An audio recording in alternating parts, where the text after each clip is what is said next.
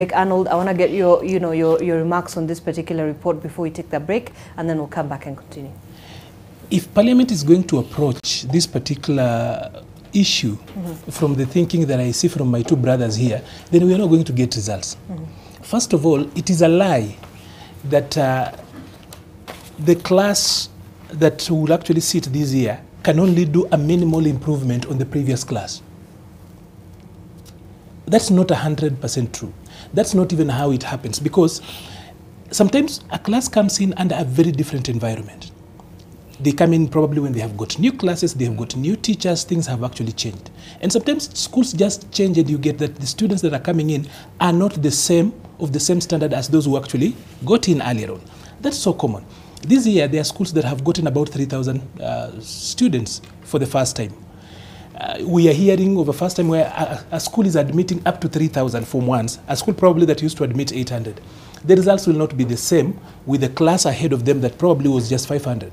So there's also this lie that the education system is so difficult. I see Meli here, a very educated man, saying that the results indicate that there are a lot of anomalies. Based on what? Public sentiment? Trend. What trend? As in, if you're going to do an investigation, you cannot approach an investigation with a fixed mind.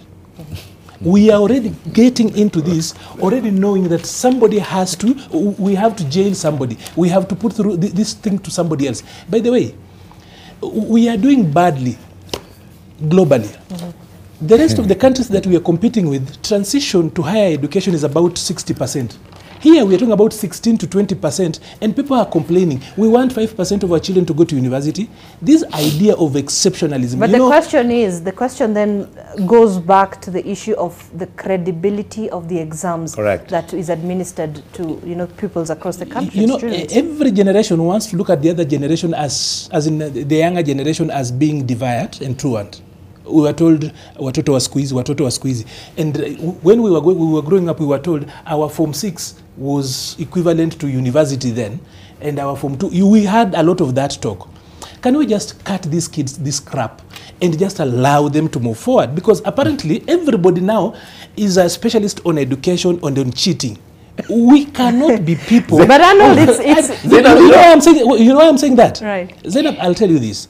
You look at our course maps, even in university, and those are things you can do in 2 years. Yet it's being made to look like going to university is so big a thing. Getting a C+, getting a B-. Actually, we are letting down, and our exams are heavily moderated, if we were to be honest.